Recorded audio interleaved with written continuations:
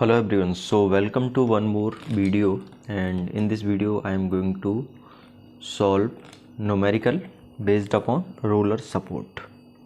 ठीक है, तो आप यहाँ पे एक बीम देख पा रहे हो. ठीक है, ये इस तरह से बीम है और इस बीम पे इधर ये हिंज है.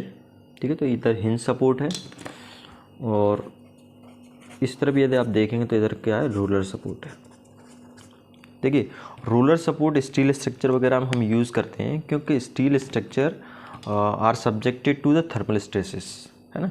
फॉर एग्जांपल जैसे टेम्परेचर कम हो जाए, टेम्परेचर यदि कम हो जाएगा तो क्या होगा कि आपका जो स्टील का स्ट्रक्चर है वो श्रिंक होना चाहेगा, है ना, वो सिकुड़ना चाहेगा. तो रोलर सपोर्ट हैंगे तो होने की वजह से आसानी से क्या हो सकता है, कॉन्ट्रैक्ट हो सकता है. ठीक है, और टेम्परेचर ज़्यादा होगा गर्मी में तो ये थोड़ा सा एक्सपांड होना चाहेगा. तो रोलर सपोर्ट है तो आसानी से एक्सपांड हो सकता है. तो ये है. अब इसको हम सॉल्व करते हैं. जैसे यहाँ पे एक हिंज सपोर्ट दिया हुआ है और यहाँ पर रोलर सपोर्ट दिया हुआ है और ये दिया हुआ है कि रोलर सपोर्ट आपका हॉरिजॉन्टल से 30 डिग्री इंक्लाइंड है. ठीक है, तो वही इसमें भी हम सारे फंडे यूज़ करेंगे, फंडामेंटल्स यूज़ करेंगे जो कि बाकी में किए गए हैं. तो net moment must be equals to 0 and net force must be equals to 0, है ना, क्योंकि ये इसको हम इक्विलिब्रियम में कंसीडर कर रहे हैं, है ना. सारे केसेस को मैं आपको इसको इक्विलिब्रियम में ही कंसीडर करके चलना है.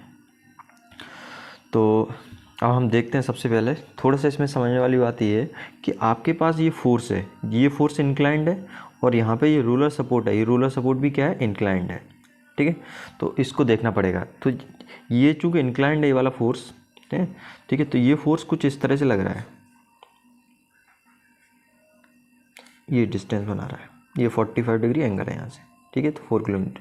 तो इसके दो कंपोनेंट हो गए. इसके दो कंपोनेंट कौन सा हो गया, एक तो इसका कंपोनेंट ये हो गया. ठीक है, ये क्या हो जाएगा, 4 cos 45 और एक कंपोनेंट इसका ये हो गया, ये हो जाएगा 4 sin 45, है ना. ये आपने फोर्स का रिजोल्यूशन पढ़ा होगा, वहाँ से सारी चीज़ें आई हैं. ठीक है, ऐसे ही यहाँ पर रोलर सपोर्ट है. तो रोलर सपोर्ट है तो रोलर सपोर्ट के केस में आपका जो रिएक्शन ऑफर होगा, ठीक है, वो किस तरह से होगा, रिएक्शन परपेंडिकुलर लगेगी तो आपका ये यहाँ पे इस तरह से रिएक्शन एग्जर्ट होगा, यहाँ पे इस तरह से रिएक्शन एग्जर्ट होगा. तो आप देखेंगे ये एंगल हमको निकालना है इन दोनों के बीच में. ठीक है, तो आप देखो ये पूरा एंगल कितना है, 90 है. ठीक है, ये पूरा 90 है और ये इसका एक्सिस है. बेसिकली ये वाली लाइन इसका एक्सिस रिप्रेजेंट कर रही है. ये पूरा 90 है, मतलब आपका जो हॉरिजॉन्टल से वर्टिकल वाला एंगल बनना है ये तो 90 है, ये वर्टिकल लाइन है. तो ये कितना हो गया, 60 हो गया. अब इन दोनों के बीच में भी 90 है क्योंकि ये रूलर के एक्सिस के थ्रू गई हुई लाइन है. ठीक है, ये क्या है, रूलर के एक्सिस वाली लाइन है और ये रूलर की एक्सिस के जो परपेंडिकुलर लाइन है एक तरह से, क्योंकि ये नॉर्मल लगता है. तो ये यहाँ से यहाँ तक जो एंगल है ये भी 90 होगा. तो ये एंगल कितना होगा, 30 हो गया. ठीक है, अब ये 30 हो गया तो इनको नाम दे देते हैं. यहाँ पे ये RA है और ये RB है.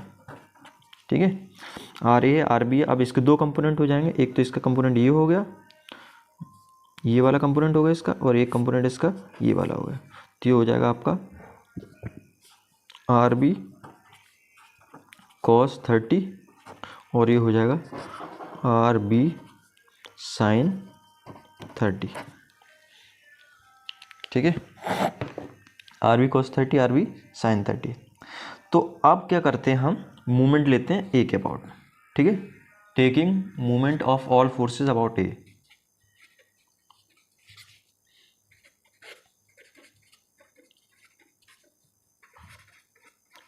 जब आपने A के अबाउट मूवमेंट लिया तो आप देख पा रहे हो इसका ये हॉरिजॉन्टल कंपोनेंट है, ये कोई मूवमेंट प्रोड्यूस नहीं करेगा क्योंकि इसका लाइन ऑफ एक्शन यहीं पे जाके मीट कर रहा है. तो इसका वर्टिकल कंपोनेंट है, it will create the movement और ये कैसा मूवमेंट प्रोड्यूस करेगा, एंटी क्लॉकवाइज. ठीक है, तो हम लिख लेते हैं ये RB cos 30.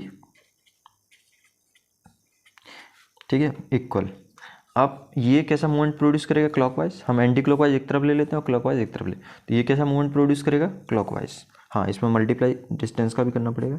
तो इनटू ये टोटल डिस्टेंस 2, 4, 8.5 इंटू 8.5 इक्वल्स, ठीक है, इक्वल क्या आ जाएगा 5 इंटू 7 प्लस ये 4 है, इसके दो कंपोनेंट है कॉस और साइन वाला, आप यहाँ से देख सकते हैं।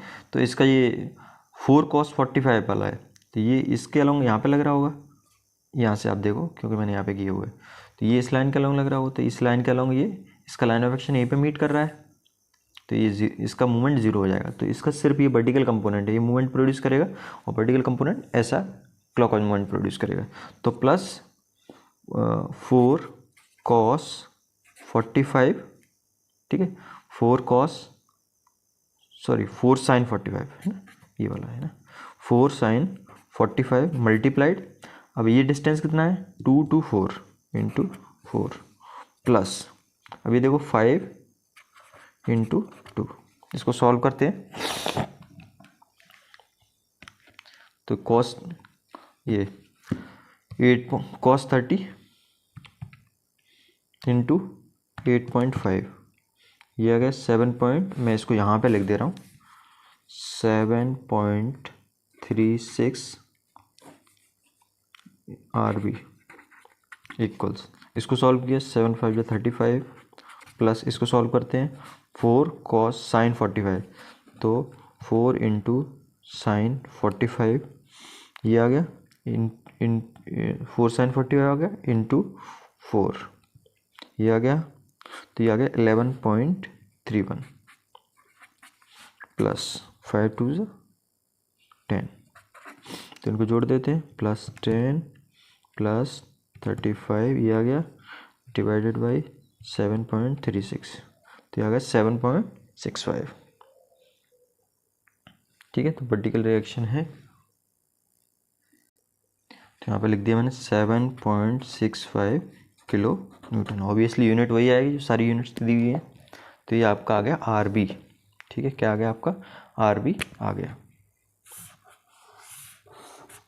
अब ऐसे ही तो आपको RA निकालना है, तो आप RA निकाल सकते हैं, ठीक है। RA कैसे निकालेंगे वो मैं आपको बताता हूँ, let me use some other colour,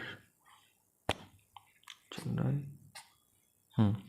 तो आपका RA प्लस RB किसके इक्वल होगा, बेसिकली ये अब इक्वल होना चाहिए वर्टिकल फोर्सेस के, है ना, या फिर मैं बोलूँ ये सिग्मा V करूँ, सिग्मा V का मतलब टोटल वर्टिकल फोर्सेस इक्वल 0 होना चाहिए। तो इसमें वर्टिकल फोर्स एक तो ये हो गया RA प्लस इसका वर्टिकल कंपोनेंट, इस वाले फोर्स का क्या होना चाहिए वर्टिकल कंपोनेंट आपको लेना है। तो इस वाले फोर्स के यदि आप वर्टिकल कंपोनेंट लेंगे तो इस वाले फोर्स का वर्टिकल कंपोनेंट क्या है RB cos 30, RB cos 30, ठीक है। ये किसके इक्वल हो जाएगा, ये इक्वल हो जाएगा 5 प्लस 4, ये 4 है, तो इसका वर्टिकल कंपोनेंट क्या हो 4 cos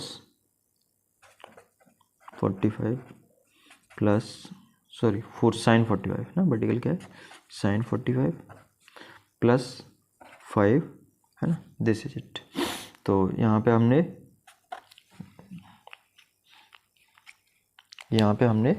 ये लिख दिया इक्वेशन, और RB की वैल्यू हम फाइंड आउट कर चुके हैं। तो यहाँ पे हो जाएगा RA प्लस RB की वैल्यू फाइंड आउट की आपने 7.65 cos 30 इक्वल्स ये 5, इनको सॉल्व कर लेते हैं,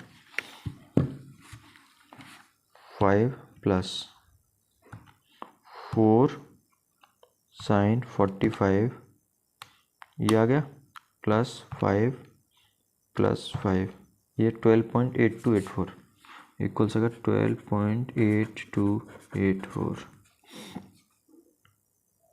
ठीक है। और इसको सॉल्व करेंगे 7.65 cos 30 ये आ गया, तो 12.8284 माइनस आंसर जो पुराना था, तो ये आ गया RA 6.2, तो RA की वैल्यू कितना आ गई, RA आ गया आपका 6.2 किलो न्यूटन,